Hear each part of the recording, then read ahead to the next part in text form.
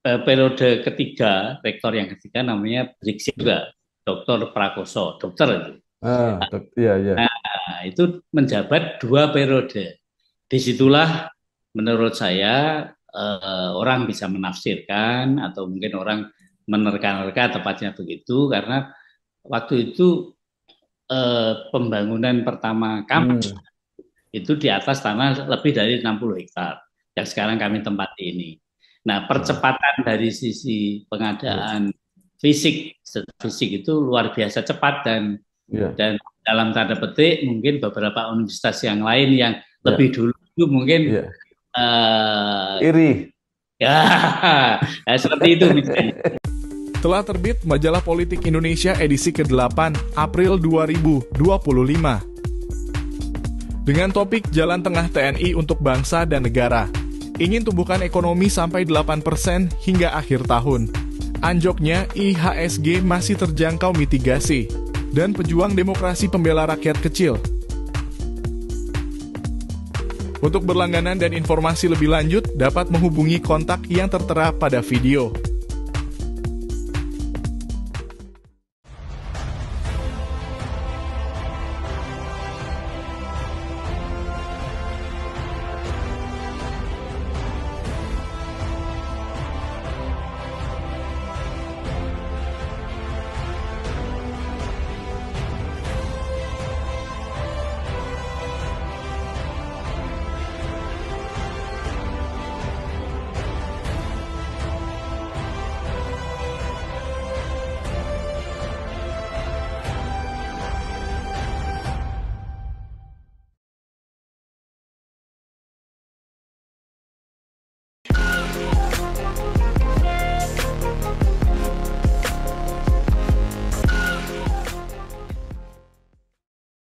Assalamualaikum warahmatullahi wabarakatuh. Waalaikumsalam warahmatullahi wabarakatuh. Salam Pak. sejahtera untuk kita semua. Bersama saya Bambang Sadiono di kanal Inspirasi untuk Bangsa. Mudah-mudahan kanal ini selalu bisa memberi inspirasi, motivasi, dan edukasi. Kami sedang mempersiapkan beberapa video wawancara menyangkut sekitar pengusulan para tokoh sebagai pahlawan nasional, termasuk mantan Presiden Soeharto. Wawancara ini selain akan kami tayangkan secara digital, juga akan kami muat di Majalah Politik Indonesia edisi Mei 2025. Saat ini saya sudah bersama dengan salah seorang tokoh di dunia pendidikan maupun di Jawa Tengah, terutama di Solo dan sekitarnya, yaitu Bapak Profesor Dr. Rafiq Karsidi MS. Iya, Beliau adalah Rektor UNS periode 2011-2019. Apa kabar, Prof? iya, alhamdulillah sehat Pak Bambang. Sehat juga ya. Ini, Prof. Ya. Sehat, Prof. Ya. Prof. Rafiq lahir di Sragen 7 Juli 1957, menyelesaikan S1 di Fakultas Ilmu Pendidikan IKIP Surakarta yang sekarang menjadi UNS, S2 dan S3 di IPB, berkarir sebagai dosen di UNS sejak 1981, kemudian pernah menjadi Kepala Pusat Studi Pengembangan Pedesaan LPPM UNS, kemudian juga pernah menjadi pembantu rektor 1 UNS 2 periode 2000, menjadi pembantu rektor 1, kemudian menjadi rektor 2 periode 2011-2019, pernah menjadi ketua forum rektor, kemudian juga ini ada tambahan, yaitu beliau pernah juga menjadi ketua seleksi nasional penerimaan mahasiswa baru, Kemenristek Kemenristek Dikti 2018-2019, dan terakhir menjadi staf khusus Menteri Koordinator Pembangunan Manusia dan Kebudayaan Republik Indonesia 2020-2024. Nah, Ya. Prof, sekarang mungkin bisa diceritakan kegiatan saat ini apa, Prof?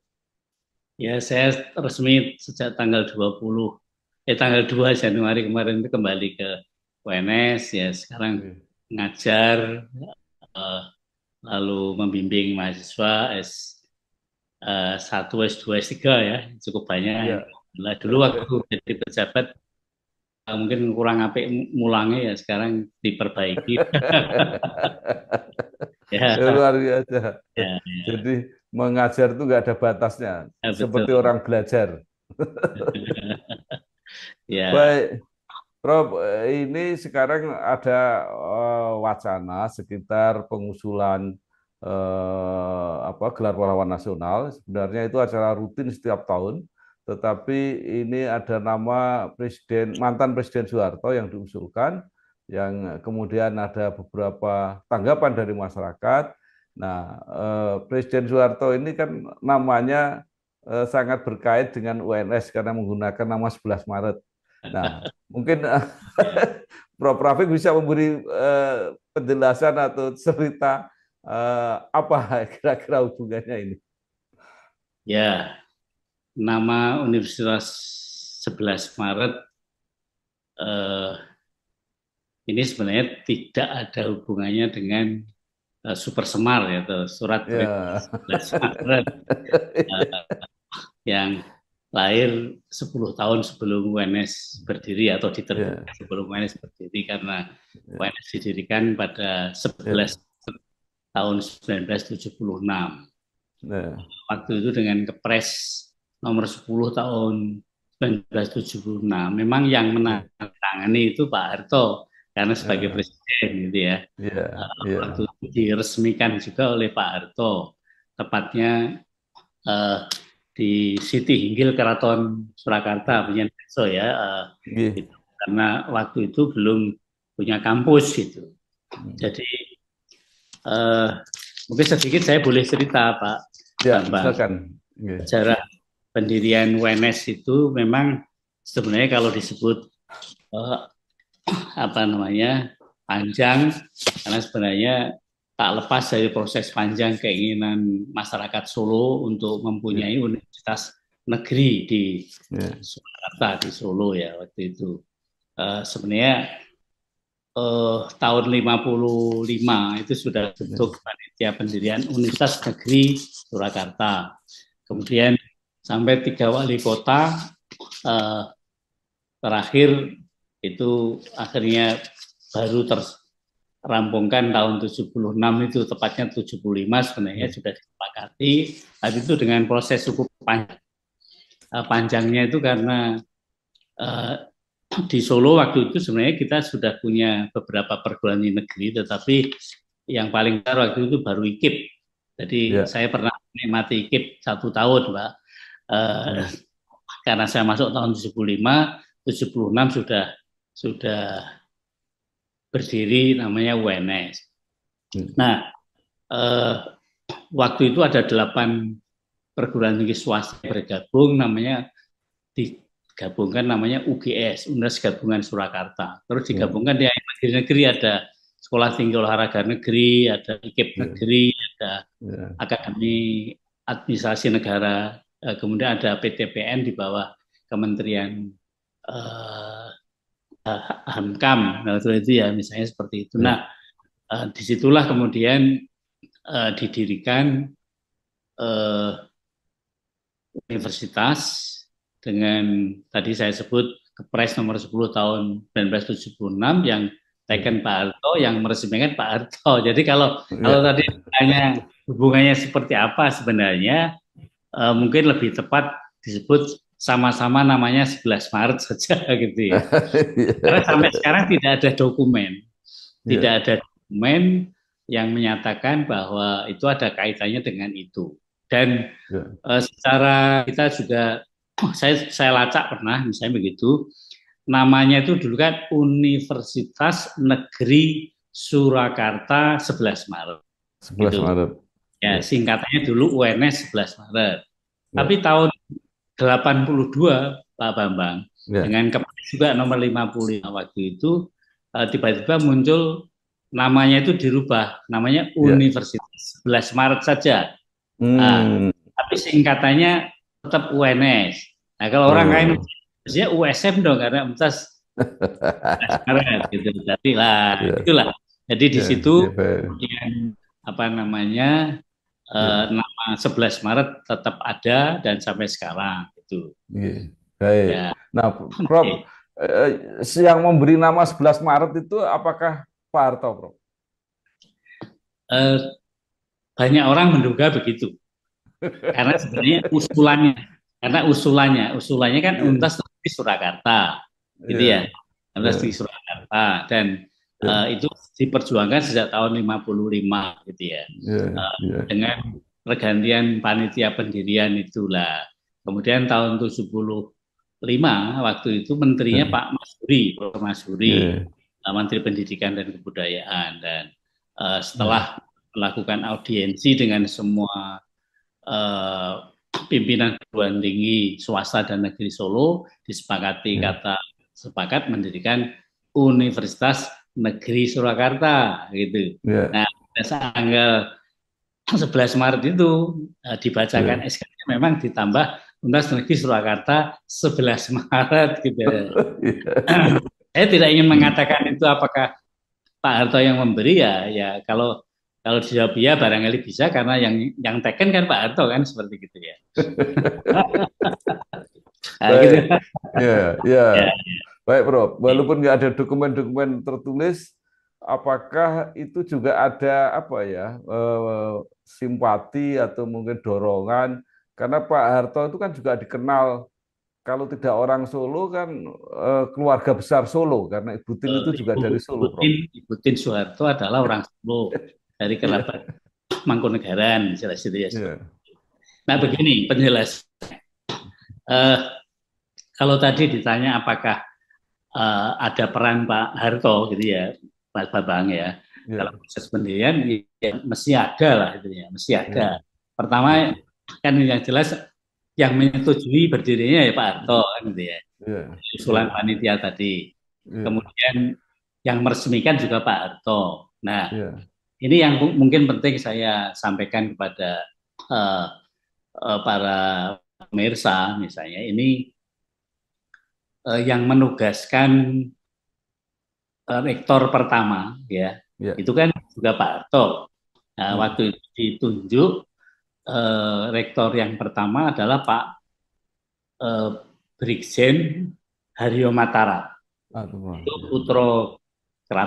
putra keraton iya, tapi setara ya begitu ya. iya, Beliau hanya menjabat 1 tahun lebih sedikit, kemudian digantikan oleh mantan rektor IKIP negeri Pak Parmanto itu MA ya. hmm, Tapi beliau juga menjabat hanya sebentar karena berhalangan tetap begitu. iya, Dan kemudian, nah ini yang penting saya ingin sampaikan, periode ketiga, rektor yang ketiga namanya Brigjen iya. juga, Dr. Prakoso, dokter itu. Iya, iya, Nah, itu menjabat 2 periode. Disitulah menurut saya orang bisa menafsirkan atau mungkin orang menerka-nerka tepatnya begitu, karena waktu itu pembangunan pertama kampus hmm, itu di atas tanah lebih dari 60 hektar yang sekarang kami tempati ini. Nah, iya, percepatan dari sisi iya, pengadaan fisik itu luar biasa cepat, iya, dan dalam tanda petik mungkin beberapa universitas yang lain yang iya, lebih dulu itu mungkin iya. eh, Iri. ya seperti itu misalnya. Itu.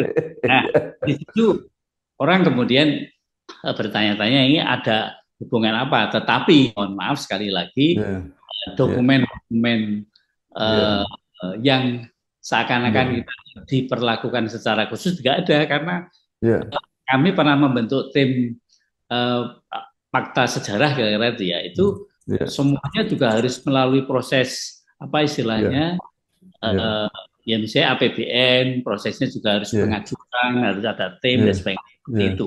Nah, iya, itu barangkali iya, secara baik, umum ya memang 2 periode masa jabatan Pak iya, eh, Brigjen Dr. Prakoso tadi, yaitu iya, 8 tahun waktu itu, pesat sekali. Mas Bambang iya, waktu itu masih di Semarang, tentu juga iya, tahu itu ya tentang itu iya, barangkali ya. iya, iya, Ya. iya, Prof. Itu luar biasa. Saya banyak berada di lingkungan Undip karena saya selamanya kuliah di situ dan Ini. suasana di Undip merasakan itu Undip yang mulai lahir 1960 Nah, dibandingkan UNS yang 1976, tapi pergerakannya kan luar biasa cepat gitu ya. Baik, saya kira ya jadi ini kampus satu. UNS itu sekarang terpencar-pencar Pak Bambang. Jadi Ya, ya, kalau tidak salah ada 7 kampus di kota Solo ini saja. Tapi yang ya, paling luas adalah kampus yang terbaru yang dibangun sejak ya, awal tahun 80-an sampai akhir ya, 80-an itu gampangnya sudah ya memadai kira-kira seperti itu. Yang lain-lain ada kampus-kampus ya, bawaan dari universitas ya, yang bergabung tadi, XIK, ya, ya, STO dan sebagainya seperti itu. Kami ya, gunakan semuanya sekarang. Telah terbit Majalah Ekonomi Indonesia edisi keempat, April 2025. Membahas mengenai pengaruh Bank Emas untuk pertumbuhan ekonomi Indonesia, dampak Koperasi Merah Putih dalam hadirkan kesejahteraan rakyat secara konkret, peran para taipan lama dan baru dalam membangun perekonomian Indonesia, serta kesiapan Indonesia dalam mewujudkan swasembada ekonomi hijau. Untuk berlangganan dan informasi lebih lengkap, dapat menghubungi kontak yang ada pada video. ya, ya. Baik, Prof. Nah, sekarang walaupun tidak ada data-data otentik tertulis yang ada kaitannya dengan Pak Harto, tapi kalau dari segi kultur, dari segi nilai gitu, UNS sangat dekat menurut saya ya dengan nilai-nilai yang diperjuangkan oleh Pak Harto. Seperti apa, Bro? Kalau kalau itu ya sebenarnya kalau tentang nilai-nilai ya di sini sebenarnya nilai-nilai Jawa ya budaya Nah, ya, Jawa. Kami merumuskan visi itu adalah menjadi universitas kelas dunia tapi tetap berpijak pada budaya lokal seperti itu misalnya. Nah, ini Jawa tentu seperti itu ya, ya. Jadi misalnya kami ya, juga punya eh, pusat studi Javanologi misalnya ya. ya, Ini bagian dari kita berusaha mengembangkan nilai-nilai lokal, budaya ya, lokal yang ada di sekitar Solo setidaknya menjadi basis yang kita angkat ke tingkat nasional bahkan global. Karena seperti itu. Ya, deh. ya. Ya. Ya. Baik. Nah, kemudian di dalam pengembangannya eh, ada nggak, Prof, yang mengembangkan nilai-nilai terutama Pancasila. Kalau tidak salah di Betul, betul. UNS itu Ya, di kampus kita ada. sebut namanya kampus Benteng Pancasila. Oh iya itu. Nah, betul itu ya. Ya, jadi itu kami mendapat tinggalan dari pendahulu kami. Ya, Misalnya sekarang sebagai bukti fisik, kami melengkapi di kampus ini ada 6 fasilitas ya, ibadah untuk agama. Misalnya kami ada semua di situ. Kami tempatkan dalam satu lokasi. Kita sebut lokasi itu adalah untuk istilahnya tadi monumen benteng Pancasila. Nah, ya, itu. Jadi dua yang tadi kata Pak Bambang ya, nilai-nilai lokal ya satu adalah Pancasila kita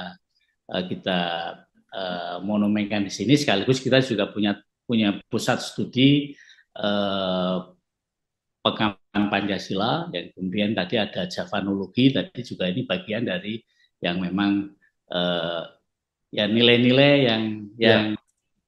nilai lokal yang mau diglobalkan ya kira begitu misalnya begitu ya. Ya, Prof, ya. saya Eh, itu pernah ikut safari Yayasan Super Semar yang waktu itu dipimpin oleh Prof. Haryono Suyono kalau tidak salah. Itu keliling Indonesia, salah satu yang dikunjungi itu adalah UNS. ya, Karena menurut Prof. Haryono itu UNS adalah salah satu yang mendapat alokasi atau porsi yang cukup besar untuk beasiswa atau program-program lain dari Yayasan Super Smart. Ada yang bisa diceritakan, Bro? sejauh ini termasuk laporan dari tim tadi fakta sejarah tadi memang tidak tidak tidak ada Pak seperti itu. Artinya bahwa memang banyak teman-teman mahasiswa angkatan saya misalnya. Saya kebetulan tidak termasuk penerima beasiswa Super Semar itu.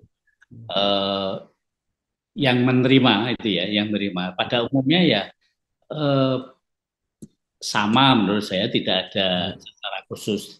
Tetapi begini Pak, hubungannya dengan tadi kan Penjen bertanya tentang hubungannya dengan keluarga atau mungkin juga yayasan tadi yang terakhir. Itu waktu saya sebagai rektor, saya bekerja sama dengan Yayasan Mandiri. Dana Mandiri, ya betul. Yayasan Dana Mandiri. Itu ketuanya Pak Adiono Siono. Riono Siono.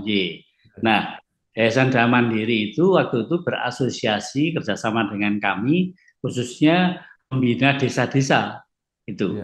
Itu kan di situ terkenal ketua Dewan Pembinanya memang Pak Harto ya. Kemudian Pak Haryono Siono adalah sebagai istilahnya mungkin ketua harian semacam itulah. Ketua harian. Ya. Kami bersama betul waktu itu membina desa-desa melalui KKN ya, kuliah kerja nyata gitu ya, para mahasiswa, dan juga membina UMKM di desa maupun di kota ya, di sekitar Surakarta, bahkan mungkin juga di tempat yang lain. Waktu itu cukup lama kami bersama, tapi itu sudah akhir-akhir masa jabatan saya ya. Saya menjabat tadi sudah tahun 2011 sampai tahun 2019. Nah, kembali sedikit tadi kepada pertanyaan nama 11 Maret apa ada hubungannya tidak. Pada akhir tahun 90-an, rektornya waktu itu Prof. Haris Mujiban. Kemudian diteruskan oleh Prof. Samsul waktu itu ya. Itu sudah ada beberapa kali masukan dari alumni. Kenapa nama 11 Maret tidak diganti saja kalau memang ditemukan fakta tidak ada hubungan 11 Maret, kata 11 Maret dalam nama universitas dengan Super Semar yang itu juga 11 Maret gitu. Kita bawa ke Senat dan Senat tidak menyetujui dan sampai sekarang namanya tetap 11 Maret. Itulah artinya sekarang seperti itu. Ya. Baik. Nah, Prof, apa pendapat Prof Rafiq tentang pengusulan mantan Presiden Soeharto ini untuk mendapat gelar pahlawan nasional? Ya, mungkin untuk menjawab ini Pak Bambang ya, artinya ini kan berarti penilaian pribadi ya. Lebih dari itu barangkali saya ingin memberikan semacam overview misalnya Pak Harto itu waktu menjabat beberapa kali periode itu kan Pak Harto, saya juga yakin misalnya memperhatikan tentang pendidikan tinggi, walaupun itu yang paling terkenal kan misalnya SD Impres gitu ya.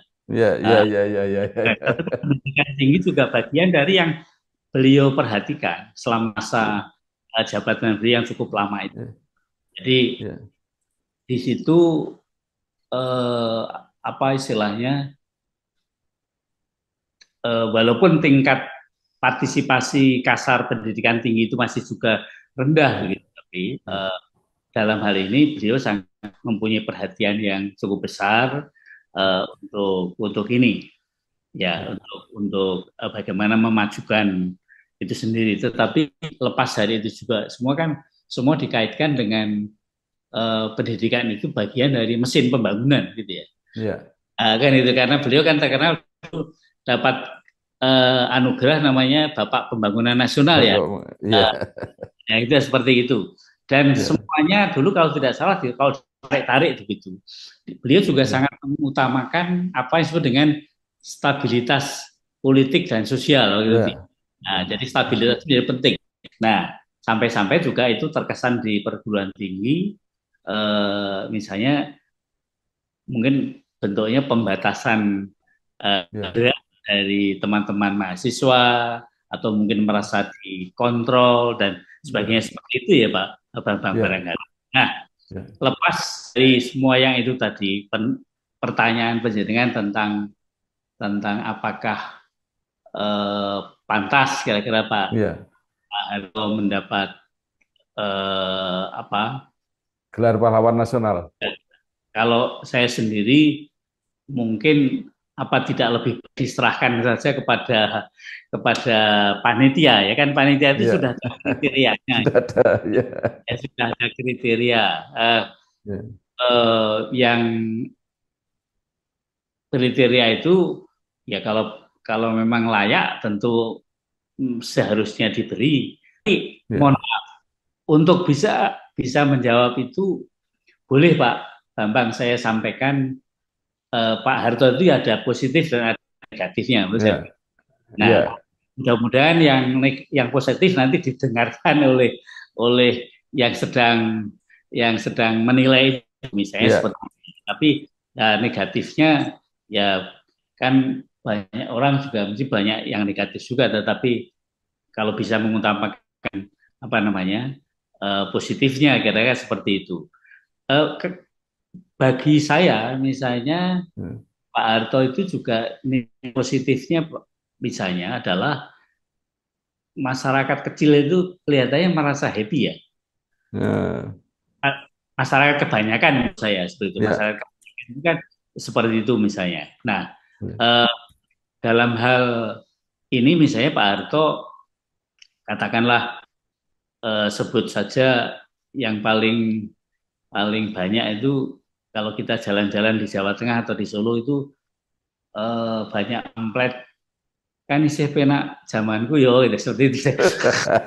Ini walaupun itu bisa saja ya, bisa saja bahwa apa namanya itu dibuat-buat oleh yang tidak senang dengan rejim sekarang misalnya. Tapi menurut saya campuran antara penghormatan, satu sisi mungkin nostalgia, tapi juga mesti ada kritik juga ya. Tapi itu tergantung siapa yang mengkritik itu.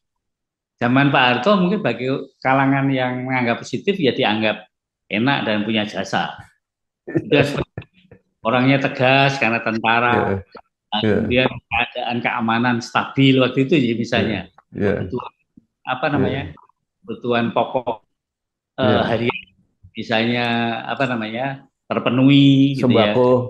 Sembako ya, orang-orang petani misalnya katakanlah waktu itu apa gampang cari, bahkan sampai swasembada beras waktu itu ya tercapai ya. Nah, tadi yang saya sebut misalnya proyek SC Impres itu malah mendapat penghargaan dari PBB kan, seperti itu ya, waktu itu misalnya.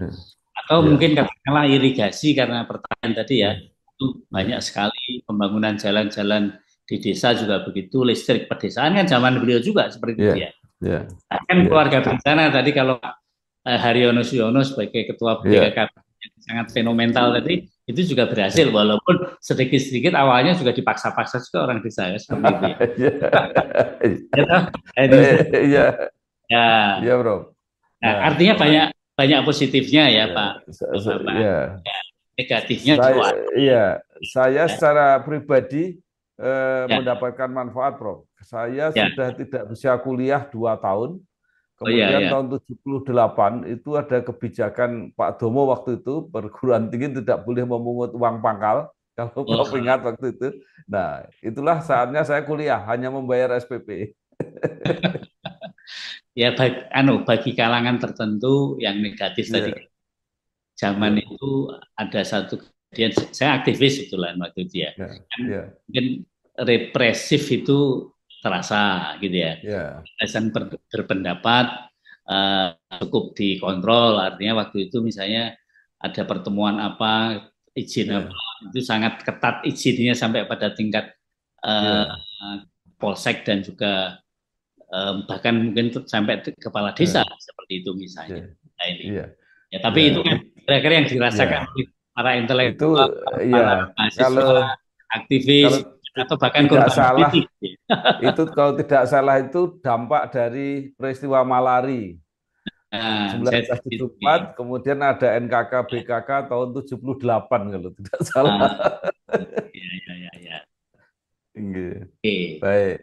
Baik, Prof. Nah, sekarang mungkin apa yang bisa Prof sampaikan kepada masyarakat, terutama kepada generasi muda, bagaimana sebaiknya menilai Pak Harto? Ya, kalau saya sebagai orang Jawa dan tadi hidup di lingkungan kampus yang memelihara dan mengembangkan budaya-budaya lokal, tadi kan di Jawa itu ada istilah ya Pak Bambang, mikul dhuwur menderu gitu ya. Mikul dhuwur menderu itu adalah angkatlah setinggi-tingginya kebaikan seseorang dan pendamlah sedalam-dalamnya kejelekan orang. Dalam hal ini tadi kan ada plus dan minus dari Pak Harto ya.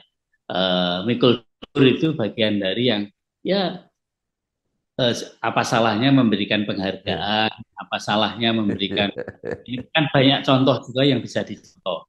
Ya, hindari hal yang tadi dianggap kurang baik seperti atau merupakan kelemahan atau kekurangan. Itu sikap pribadi saya seperti itu.